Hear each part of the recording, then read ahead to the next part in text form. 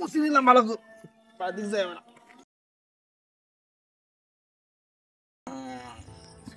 সমান পায়খানা লাগে, বাড়ির দিক তো পায়খানা অবস্থা ভালো না। এই লোকের ফাঁকা বাগানে যা হাগা কি শান্তি, কিন্তু রিক্সও থাকি যায়, কেরা কখন তাড়া দেয়। আজকে তার বদনাও নি ঈদের সসপা আমি কুডু গাদার গায়ে মুছতে হবেন।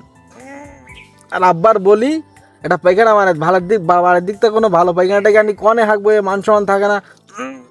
পৃথিবীতে যত শান্তি আছে রে, এই কাজের মতো শান্তি কোথাও নাই রে।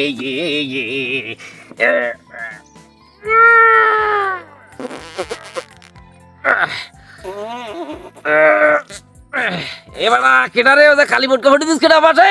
আমি মানে কেডা আব্বা নাই। তুই ওখানে কি করতেছি? আবার বাগানের লোক কি করে, তুমি তা করতে আইছো, আমিও তাই করতে আইস। কবি কি বলিছে, যেখানে হাগা সেখানে কাজ। তোমার তো বললাম এটা পায়খানা মানে, তুমি পায়খানা তো ফেলবে লোকের দেখো মান সমান থাকে না, কিরকম দেখবে না কটা টাকা খরচ হয় একটা পায়খানা বানাতি। তুমি বলো কথা কাছে শোনো না, হয় না কিরকম দেখবে না। আর এই সামনে বেশাদি করতে হবে, এরকম ফাঁকা জায়গায় হাজি বানাইলে হয়। মালিক, বিষয়টা আমিও খুব ভাবি দেখেছি এই গ্রামে। আমাকে বাদে সবার বাড়ি একটা করে বাথরুম আছে। এখন এই বাথরুমের শব্দ আমার ছোটবেলাতে, আমি একটা বাথরুম বানাবো তারা খুব তাড়াতাড়ি আমি এই জিনিসটা করবা না, নাহলে মানুষজন এই সিল্লি করে আমাকে দেখলি আমরা এই বাড়ির সবাই কিনি আমরা ওই পায়খানা করি খেয়ে করে ফেলে একেবারে। ও ড্যাডি তুমি থাকো, তোমার পায়খানা বানাবা নাই, আমি কোন জায়গায় সসবো। শয়তান, বাড়িতে গরুটা ছাড় দিস। মুছি নিলাম ভালো দিক যায় না।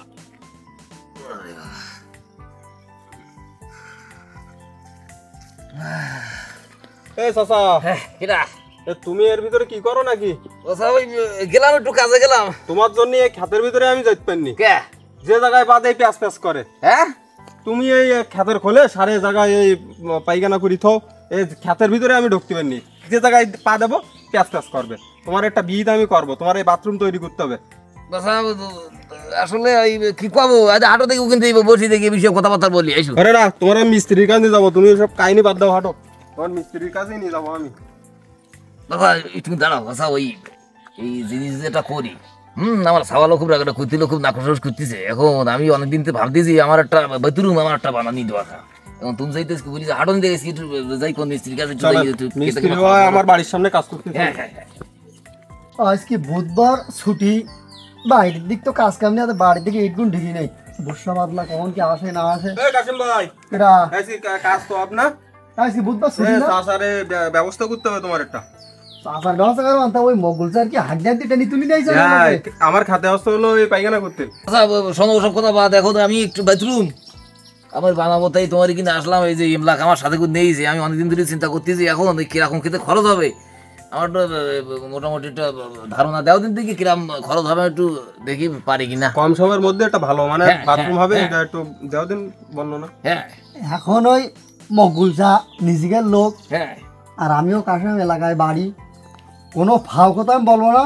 না যা লাগবে, যে ক টাকা লাগবে আমি তাই বলবো। হ্যাঁ তাই তো বললো তুমি, তাই তো বললো, এই জন্য তো তোমার কিনে আসছি। ওই মনে করো যে তোমার 20,000 টাকার বালি লাগবে, 20,000 টাকা সিমেন্ট মাটি, আর ওই টাইনি টুনি আর 20,000 টাকার ইট। অনেক কম খরচ তো, একদম মোটামুটি সব খরচ করছে বাদ দিয়ে ধরলিও তোমার 1.5 লাখ টাকার মধ্যে সুন্দর একটা পায়খানা হয়ে যাবে। একদম কম খরচ আছে, একদম কম খরচ। হ্যাঁ হ্যাঁ 1.5 লাখ টাকা তোর কাছে টাকা মনে দিয়েছে, এই যে হিসিব দিয়েছে ও সে পুঙাজুলি খালে হাঁকবান, আর আমি তোর খেলে খেতে হাঁকবো না, আমি অন্যের খেতে হাঁকবান। আরে দাদা আমার খেতে বালি বলে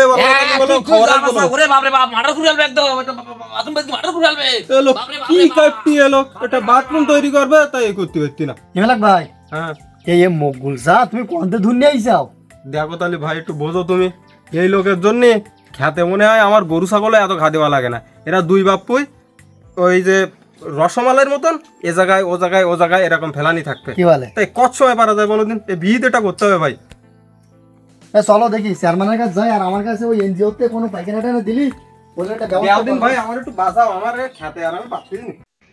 আমাদের দেশে এখনো মকবুল মালিকের মতো অনেকেই আছে যারা বাড়ির পায়খানা রেখে এখানে সেখানে ঝোপঝাড়ে খোলা মাঠে পায়খানা করে, যার কারণে পরিবেশের অনেক ক্ষতি হয়, যেমন স্বাস্থ্য ঝুঁকি, পানিবাহিত রোগ ছড়ায়, ডায়রিয়া, কলেরা ইত্যাদি।